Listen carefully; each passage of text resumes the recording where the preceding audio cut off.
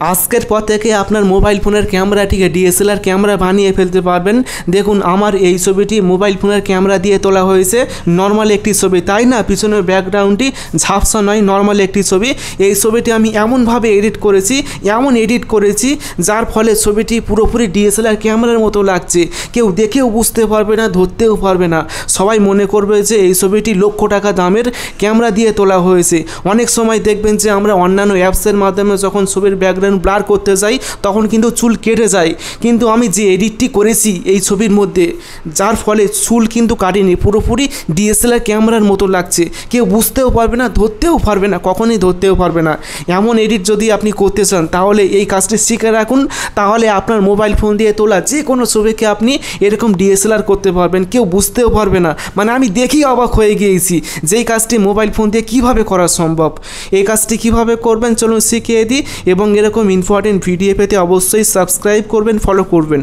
এখন আপনি প্লে স্টোরে গিয়ে এখানে সার্চ করবেন লাইটরুম লিখে সার্চ করলেই এরকম একটি অ্যাপস পাবেন। এই অ্যাপটি আপনারা প্রথমেই ইনস্টল করবেন, তারপর ওপেন করবেন।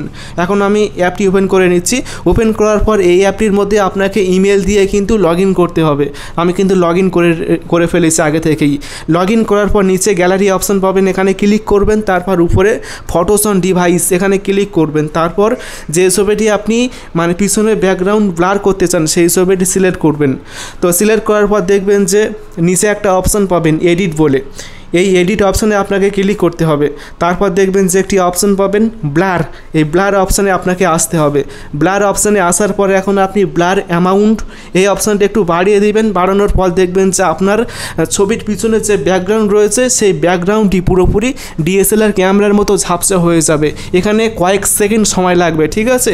এখানে আপনি 15 থেকে 20 সেকেন্ড ওয়েট করবেন, তাহলে অটোমেটিক ছবির পিছনের ব্যাকগ্রাউন্ডটি পুরোপুরি ডিএসএলআর ক্যামেরার মতো হয়ে যাবে, কেউ বুঝতেও পারবে না। দেখুন হয়ে গিয়েছে। এখন আপনি এই ব্লার অ্যামাউন্ট বাড়িয়ে দিবেন, ঠিক আছে? আপনি যতটা পরিমাণে বাড়াবেন ততটা কিন্তু ব্লার হবে। দেখুন কতটা পরিমাণে ব্লার হয়ে গিয়েছে পিছনের ব্যাকগ্রাউন্ডটি, আর চুল কিন্তু কাটবে না। এখন আপনি এই ব্লার অ্যামাউন্ট পুরোপুরি 100% করবেন, তাহলে কিন্তু অনেক ব্লার হয়ে যাবে। ছবিটি পুরোপুরি প্রফেশনাল লাগবে, ডিএসএলআর ক্যামেরার মতো, কেউ বুঝতেও পারবে না, ধরতেও পারবে না। দেখুন কতটা পরিমাণে ব্লার হয়ে গিয়েছে। এখান থেকে কিন্তু আপনি ব্লার যে বোকে রয়েছে সেই বোকে মানে পরিবর্তন করতে পারবেন। এখানে অনেক অপশান রয়েছে, স্টাইল, ঠিক আছে? এখন আমি প্রথমটি রাখছি। তো এভাবে আপনি ব্লার করতে পারবেন। ব্লার অ্যামাউন্টে আপনি অবশ্যই 100% করবেন, তাহলে অনেক ব্লার হয়ে যাবে। তো পুরোপুরি প্রফেশনাল হয়ে গিয়েছে ছবিটি। আর আপনাকে অবশ্যই ছবিটি মানে এরকমভাবে তুলতে হবে, ডিএসএলআর ক্যামেরা দিয়ে যেরকমভাবে ছবি তোলে ঠিক সেরকমভাবে আপনাকে মোবাইল ফোন দিয়ে তুলতে হবে। এখন এখান থেকে আপনি চাইলে ছবির মধ্যে ফিল্টার অ্যাড করতে পারবেন। এখানে দেখুন এখানে অনেক ফিল্টার রয়েছে। এই ফিল্টার কিন্তু আপনার মানে লাইটরুমে কিন্তু থাকবে না। যদি আপনি আপনার ছবির মধ্যে এরকম ফিল্টার অ্যাড করতে চান তাহলে অবশ্যই এই ভিডিওতে কমেন্ট করবেন, তাহলে আমি পরবর্তীকালে মানে এই ফিল্টার কীভাবে আপনার ছবির মধ্যে এরকম অ্যাড করবেন, কালারিং করবেন ছবির ব্যাকগ্রাউন্ডগুলো, সেটি আমি পরবর্তীকালে ভিডিও করব। অবশ্যই কমেন্ট করে বলবেন যে আপনি এরকম ভিডিও চান কিনা।